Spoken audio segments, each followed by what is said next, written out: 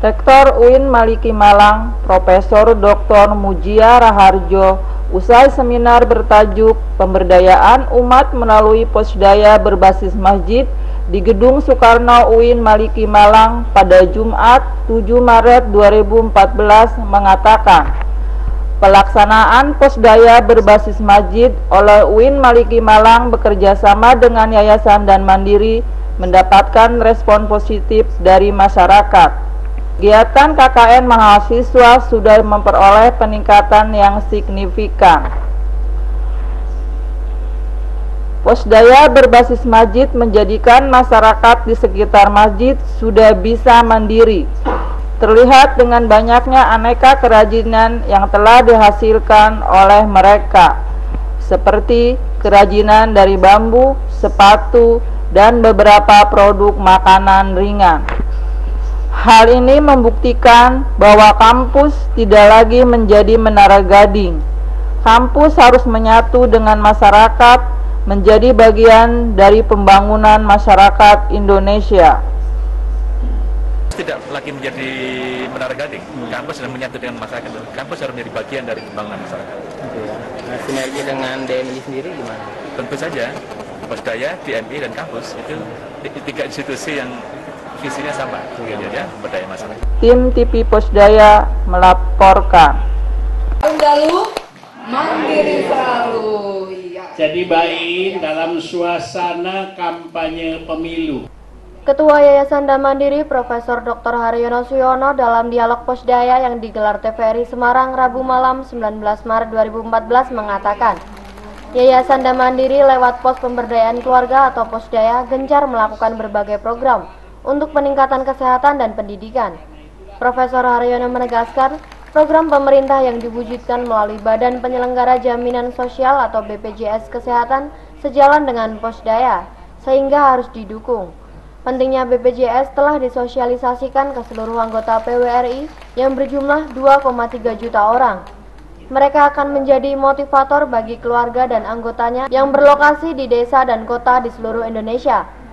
Demikian pula di sektor pendidikan telah digerakkan kerjasama dengan lembaga pendidikan mendirikan posdaya di kampus-kampus maupun PAUD di setiap desa. Sekarang ini pemberdayaan sudah dilakukan dengan proses pembentukan posdaya-posdaya di seluruh Jawa Tengah. Dan di bidang kesehatan sekarang sudah sampai pada usaha menjelaskan kepada rakyat bahwa ada BPJS, sehingga kita akan sebarluaskan informasi itu. Begitu juga dalam bidang pendidikan. Sekarang pemerintah telah mendirikan PAUD, satu PAUD di setiap desa. Program informasi dan sosialisasi program BPJS Kesehatan adalah wujud kerjasama antara PWRI dengan BPJS Kesehatan di seluruh Indonesia. Ini merupakan intensifikasi dari program posdaya di berbagai daerah dalam rangka mengantar keluarga Indonesia menjadi keluarga yang bahagia dan sejahtera. Ahmad Raihan, TV Posdaya melaporkan.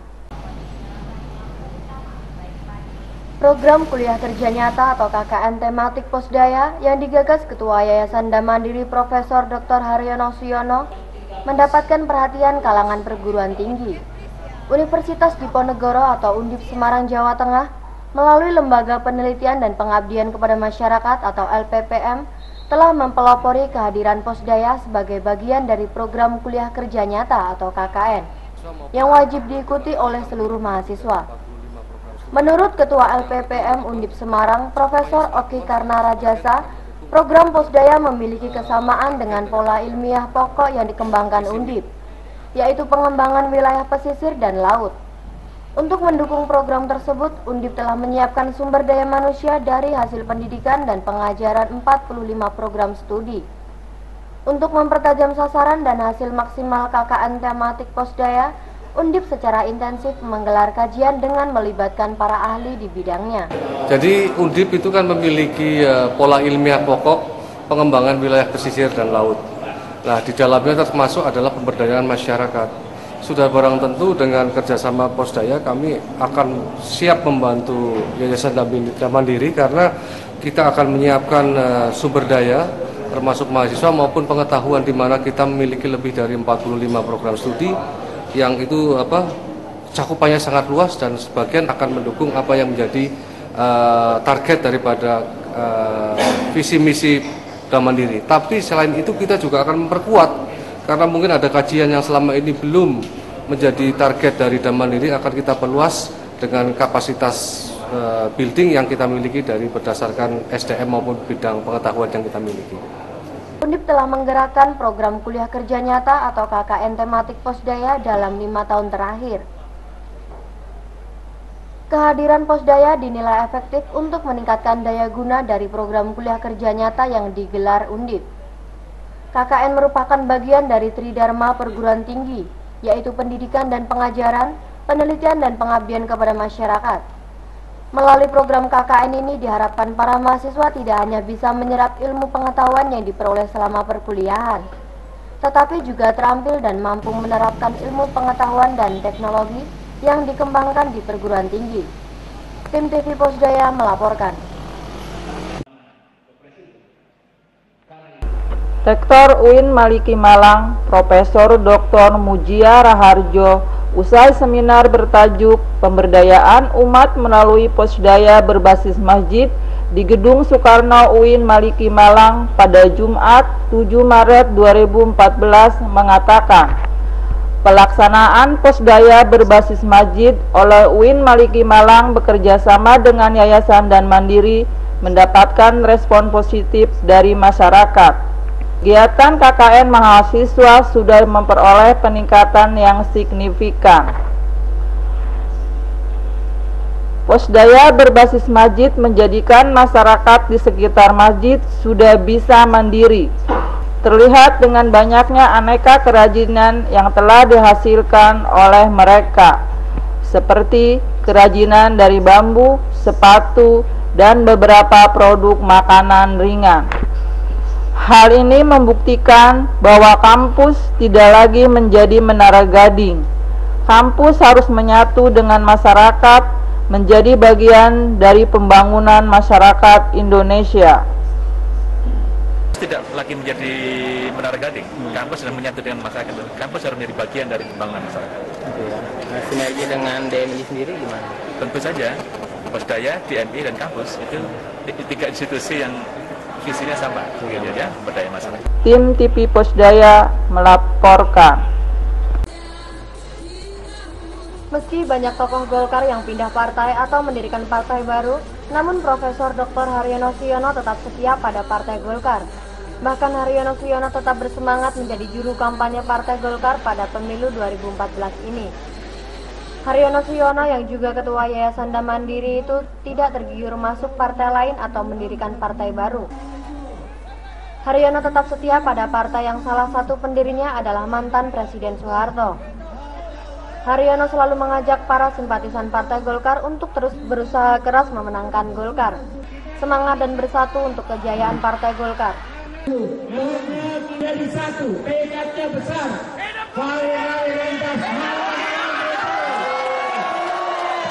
Akan mampu meningkatkan kesejahteraan kemandirian. Tim Warta TV melaporkan.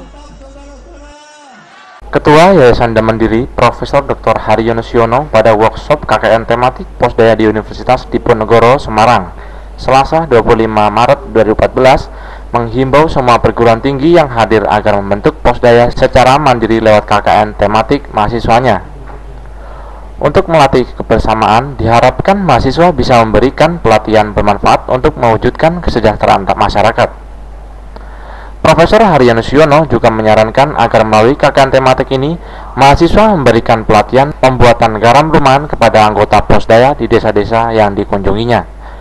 Pembuatan garam skala rumahan ini bisa dilakukan oleh ibu-ibu dengan memanfaatkan lahan halaman rumah ukuran 4x6 meter terpal plastik ukuran 1,3 meter. Proses pembuatannya sangat mudah, menggunakan bahan baku air laut kepekatan minimum 20 derajat, kemudian dialirkan kepada meja kristal yang terbuat dari lembaran triplek dan seng di bawah terik matahari. Lembaran triplek yang sudah dikelilingi pralon ditutup dengan terpal plastik.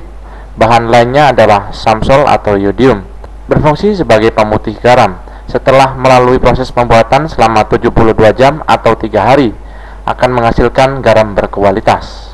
Intinya setiap anggota Posdaya, kata Profesor Haryono, harus pintar tanpa harus membeli, tapi juga garam-garamnya bisa dipasarkan untuk meningkatkan kesejahteraan keluarga.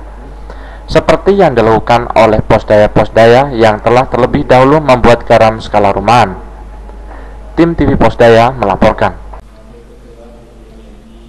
Bertempat di Gedung Soekarno Universitas Islam Negeri Maulana Malik Ibrahim Kota Malang, sedikitnya 62 fasilitator Posdaya berbasis masjid mengikuti seminar nasional bertajuk Pemberdayaan Umat Melalui Posdaya Berbasis Masjid. Para peserta yang hadir kali ini tidak hanya dari Jawa Timur, namun juga terdapat peserta dari Banten, Yogyakarta, dan Jawa Tengah.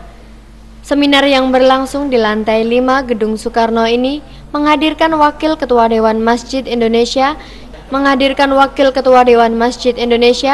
Kiai Haji Masdar Farid Masudi, dan Ketua Yayasan Damandiri Profesor Dr. Haryono Suyono. Kegiatan seminar ini sekaligus sebagai program lanjutan dari penandatanganan nota kesepahaman dengan 32 perguruan tinggi di Kota Malang. Dalam materinya, Kiai Haji Masdar mengungkapkan, saat ini dengan makin banyaknya pengaruh budaya barat ke Indonesia, membuat umat muslim yang dulunya menjadikan masjid sebagai pusat kegiatan mulai ditinggalkan. Melalui program Posdaya berbasis masjid, diharapkan mampu meningkatkan perekonomian umat yang berada di sekitar masjid. Sementara Profesor Haryono Suyono menuturkan, selama program Posdaya berbasis masjid yang sudah dilakukan oleh kampus UIN Maliki Malang terbukti berhasil. Dalam peninjauan yang dilakukan Profesor Haryono Suyono, masyarakat di sekitar masjid sudah bisa mandiri. Terlihat dengan banyaknya aneka kerajinan yang dihasilkan, seperti kerajinan dari bambu, kerajinan shoot lecok, serta beberapa produk makanan ringan. Ini kita baru mulai setelah MOU, baru mulai pelatihan TOT, training of trainer, dan nanti akan dilanjutkan dengan training-training di Yogyakarta, di Jawa Tengah, di Jawa Barat, di Banten, dan lain-lain. Salah satu sponsornya adalah Pak Rektor dari UIN Malik Ibrahim.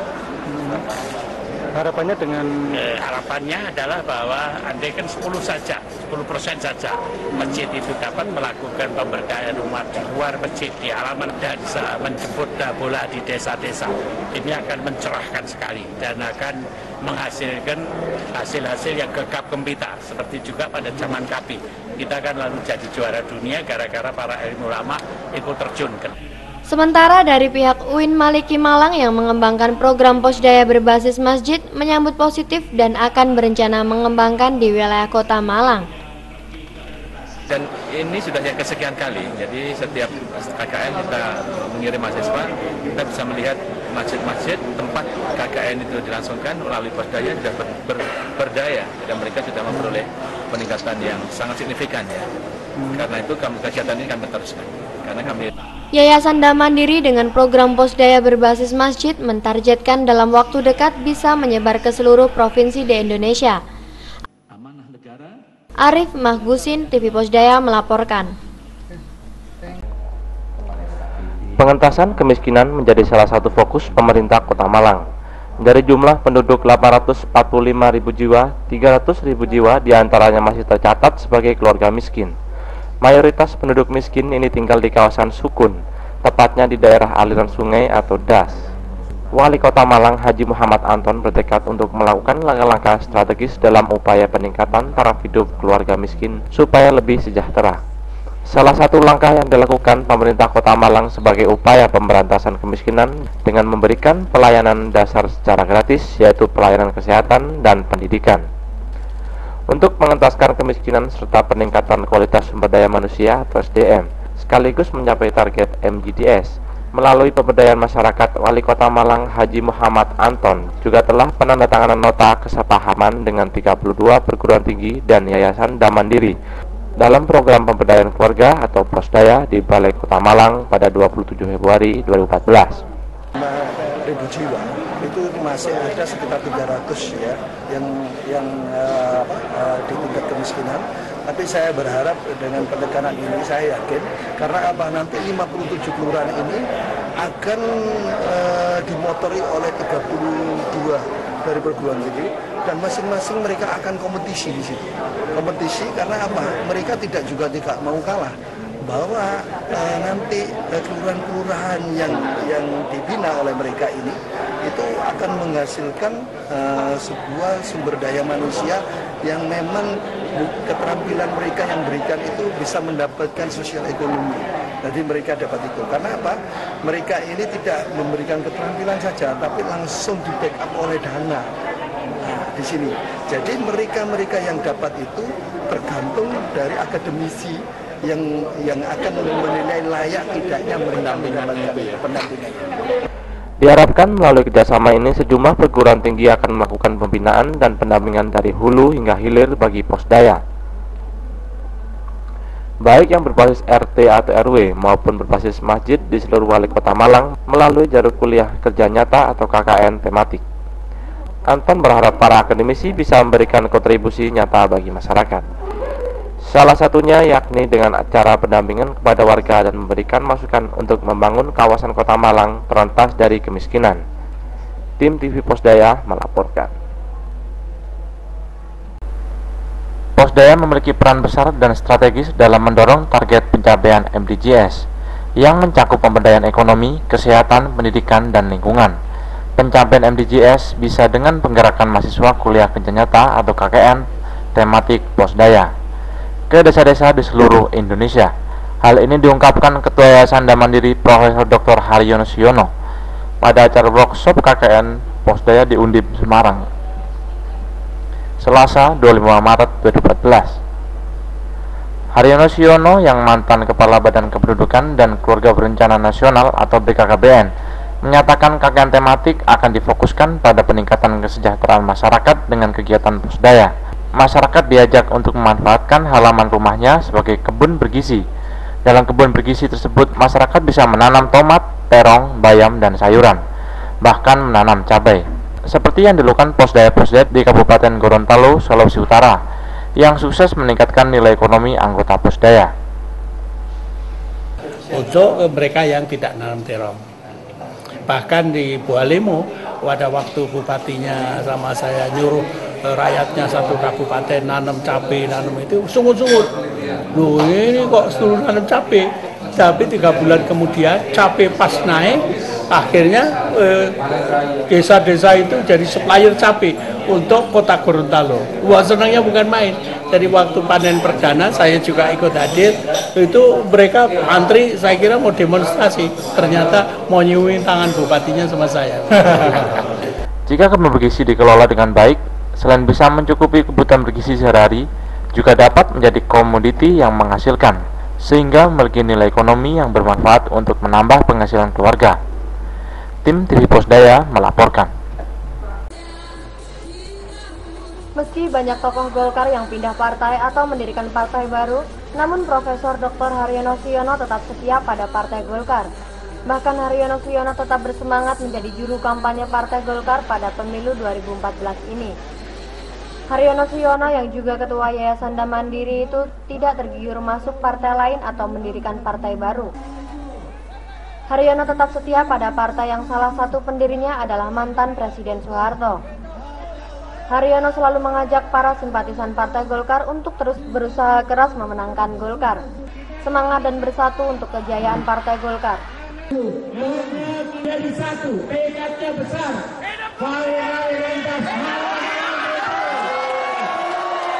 Nanti akan mampu meningkatkan kesejahteraan kemandirian. Tim Warta TV melaporkan. Yayasan Mandiri dan Universitas Sarnawijaya Taman Siswa Yogyakarta menggelar pasar murah di Kampung Tahunan Umbul Harjo, Yogyakarta pada Minggu 13 Juli 2014. Pasar murah yang menyediakan paket sembako untuk menghadapi Lebaran ini dijual kepada puluhan warga miskin Kampung Tahunan Umbul Harjo, Yogyakarta. Paket sembako berisi beras, minyak goreng, gula pasir, sirup, roti serta makanan kemasan ini dijual seharga Rp50.000. Selain warga bisa membeli paket sembako murah, mereka juga mendapatkan snack untuk berbuka puasa. Pasar murah itu bagus sekali, tetapi kalau harus di-korting itu untuk keluarga yang kurang mampu. Jangan keluarga yang mampu juga berebut yang di korting-korting itu.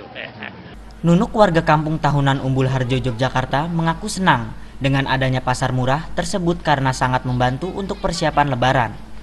Sementara itu, Ketua Yayasan Mandiri Profesor Dr. Haryono Siono berharap paket sembako murah ini benar-benar untuk warga miskin. 50 seharga 100 diambil 50. Ya alhamdulillah senang untuk persiapan Lebaran. Tim TV Posdaya melaporkan. Bertepatan dengan peringatan Hari Kebangkitan Nasional tanggal 20 Mei 2014 lalu, Dewan Nasional Indonesia untuk Kesejahteraan Sosial atau DNIKS dan Organisasi Sosial Nasional atau Orsonas mengikrarkan maklumat bersama di gedung DNIKS Jalan Tanah Abang Timur nomor 15 Jakarta Pusat.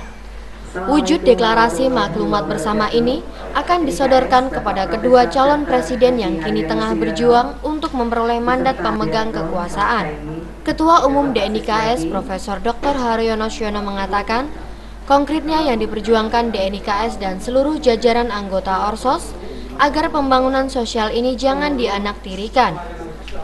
Jangan sampai alokasi anggaran untuk pembangunan ekonomi sampai 90%, sedangkan untuk pembangunan sosial hanya 10%.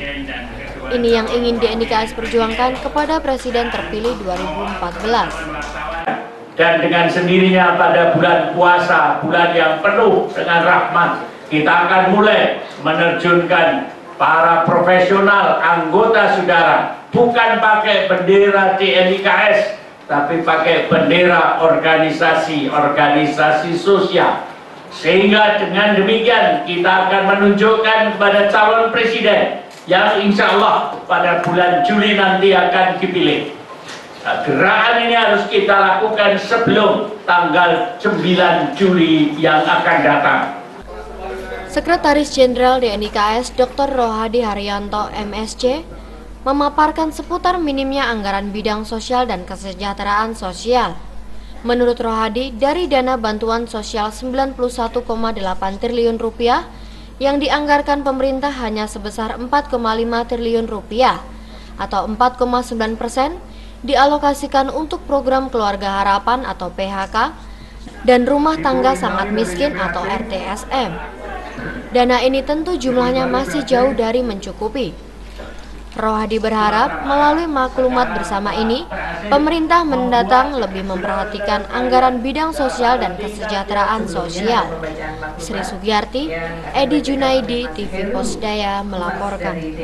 Ketua Yayasan Stroke Indonesia atau Yastroki Pusat, Profesor Dr. Haryono Siono menghadiri pelantikan pengurus baru Yastroki di Jakarta Selasa 4 Maret 2014. Ketua Dewan Pembina Yastroki R. Sukardi dan mantan Menteri Sosial Yustika Baharsyah yang juga menjabat anggota Dewan Pembina. Dalam sambutannya, Profesor Haryono Siono meminta pemerintah bersama masyarakat meningkatkan perhatian dan kesadaran terhadap masalah stroke. Penyakit serangan otak ini dapat menyerang siapa saja, baik keluarga miskin maupun kaya, dan di mana saja baik di perkotaan maupun pedesaan. Salah satu upaya yang diperhatikan yaitu menggerakkan kesadaran masyarakat agar memperoleh perlindungan dari Badan Penyelenggara Jaminan Sosial atau BPJS Kesehatan. Profesor Haryono menyarankan agar seluruh masyarakat Indonesia sedia payung sebelum hujan. Salah satu upaya untuk perlindungan dari masalah stroke, seluruh keluarga terutama keluarga miskin sesegera mungkin mendaftar ke BPJS sehingga apabila sakit bisa memperoleh perlindungan dan pengobatan gratis dari BPJS Kesehatan. Usaha ini akan menolong seseorang dengan perlindungan secara otomatis dari kemungkinan sakit yang tidak terlindungi. Mantan Menteri Kesra dan Vaksin ini meminta pengurus baru agar terus menggerakkan kepada masyarakat tentang kewaspadaan masalah stroke dan sosialisasi melalui kerjasama sinergi dengan organisasi lain untuk membuat jaringan ke daerah-daerah yang bertujuan mempermudah akses daerah menikmati keahlian penanganan stroke dengan baik. Jaringan yang semakin luas diharapkan mempermudah penderita stroke bisa tertolong. Sebagai wujud nyata untuk membantu menurunkan insiden stroke di Indonesia, Yastroki sedang melakukan sosialisasi kepada masyarakat untuk menyadarkan kemungkinan bahaya stroke yang timbul dan bagaimana penanggulangannya secara dini. Untuk mendorong peran serta masyarakat dalam membantu pemerintah dan masyarakat dalam menanggulangi bahaya stroke, Yastroki telah mendirikan unit-unit pelayanan penanggulangan masalah stroke yang meliputi pencegahan, pengobatan, dan rehabilitasi. Sri Sugiyarti, TV Posdaya melaporkan. Ketua Yayasan Mandiri, Profesor Dr. Haryono Siono pada workshop KKN tematik Posdaya di Universitas Diponegoro, Semarang, Selasa 25 Maret 2014, menghimbau semua perguruan tinggi yang hadir agar membentuk Posdaya secara mandiri lewat KKN tematik mahasiswanya. Untuk melatih kebersamaan, diharapkan mahasiswa bisa memberikan pelatihan bermanfaat untuk mewujudkan kesejahteraan masyarakat. Profesor Haryono Siono juga menyarankan agar melalui KKN tematik ini, mahasiswa memberikan pelatihan pembuatan garam rumahan kepada anggota Posdaya di desa-desa yang dikunjunginya.